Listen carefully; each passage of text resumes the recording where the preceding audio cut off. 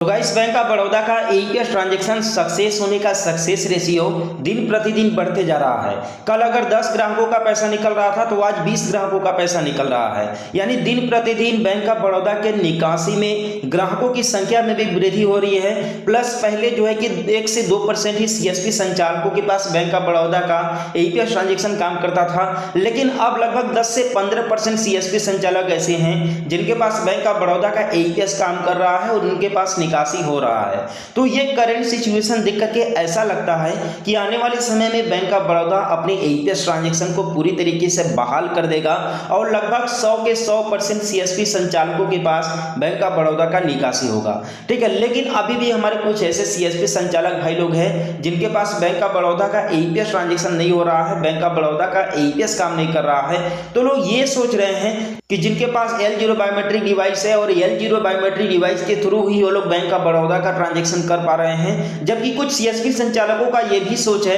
कि जिनके पास L1 biometric device है उनके पास ही जो है कि बैंक ऑफ बड़ौदा का विड्रॉल हो रहा है। तो इसी के बारे में आप लोगों को क्लियर करने वाला हूं। आप लोग का जो डाउट है कि किनके पास बैंक ऑफ बड़ौदा का पैसा निकल रहा है, कि जिनके पास L1 बायोमेट्रिक डिवाइस है या फिर जिसके पास L0 बायोमेट्रिक डिवाइस वर्क कर रहा है। ठीक है, तो डिटेल से बताने वाला हूं, तो वीडियो को बिना स्किप किए पूरा देखिएगा जिससे कि आप लोग को सही और सटीक जानकारी मिल सके। देखिए, जहां तक आप लोग का ये कमेंट है कि क्या L0 डिवाइस से जो है कि बैंक ऑफ बड़ौदा का एईपीएस काम कर रहा है, तो मैं आप लोग को बता दूं कि बैंक ऑफ बड़ौदा का देखिए L0 डिवाइस से किसी भी तरह का कोई भी ट्रांजैक्शन नहीं हो रहा है। ठीक है, इवन देखिए कुछ कंपनियों को छोड़ करके, ठीक है, कुछ कंपनियों को छोड़ करके, नहीं तो सभी कंपनियों ने L0 बायोमेट्रिक डिवाइस को ब्लॉक कर दिया है और कहीं पर भी L0 बायोमेट्रिक डिवाइस यूज नहीं हो पा रहा है। अब दूसरी कंडीशन रही बात कि क्या L1 डिवाइस से बैंक ऑफ बड़ौदा का एईपीएस ट्रांजैक्शन हो रहा है, तो मैं आपको बता दूं कि एस हो रहा है। ठीक है, अगर मेरे पास की अगर मैं बात करूं तो मेरे पास देखिए पुराना एयरटेल पेमेंट बैंक का बीसी भी है, प्लस मेरे पास स्पाइस मनी का पुराना आईडी भी है,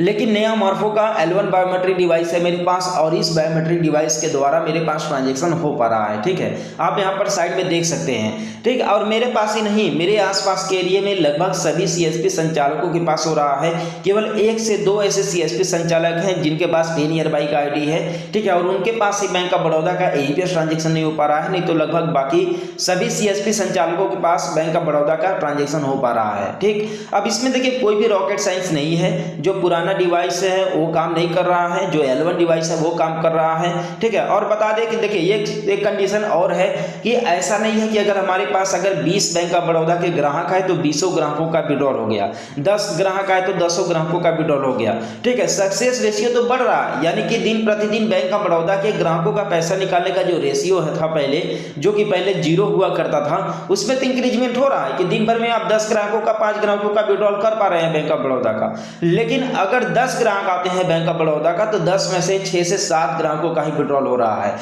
और बाकी के 3 से 4 ग्राहकों का एईपीएस ट्रांजैक्शन नहीं हो रहा है, उनका विड्रॉल ही नहीं हो रहा है। ठीक है, बाकी वही कंडीशन आ रहा है, पहले की तरह लिख कर क्या रहा है, सस्पेक्टेड फ्रॉड या फिर लिमिट का इशू आ रहा है और इस समय लिमिट का इशू बहुत ही ज्यादा देखने के लिए मिल रहा है। और एक और सिचुएशन बता दें कि बैंक ऑफ बड़ौदा में इस तरह कंडीशन हो चुका है कि अगर कोई ग्राहक महीने में अगर एक बार भी फिंगर लगा लिया है तो समझ लीजिए कि उस महीने में दोबारा से उसका फिंगर लगना बहुत मुश्किल है। ठीक है, केवल महीने में एक ही बार फिंगर लग रहा है, इसके बाद दोबारा से फिंगर नहीं लग पा रहा है। देखिए, अगर आपके पास भी बैंक ऑफ बड़ौदा के ग्राहक हैं, अगर आपके पास भी विड्रॉल हो रहा है तो ग्राहक को सही और सही तरीके से समझा लीजिए कि महीने में केवल एक ही बार जो है कि आपका फिंगर लगेगा, उसी के हिसाब से आप विड्रॉल कीजिए, उसी के हिसाब से आप जो भी बैलेंस इंक्वायरी वगैरह कीजिए। लेकिन आप लोग एक चीज और है कि कोशिश कीजिए बैलेंस इंक्वायरी न करने का, क्योंकि अगर ग्राहक आपके पास बैलेंस इंक्वायरी कराता है तो एक ट्रांजेक्शन लिमिट उसका खत्म हो जाता है और दूसरा बार जब विड्रॉल कर लेता है तो उस महीने में दोबारा से फिंगर नहीं लग पाता है। तो आई होप कि आप लोगों का इस वीडियो के माध्यम से जो डाउट था वो क्लियर हो गया होगा कि L0 बायोमेट्रिक डिवाइस से वर्क कर रहा है कि L1 बायोमेट्रिक डिवाइस से वर्क कर रहा है।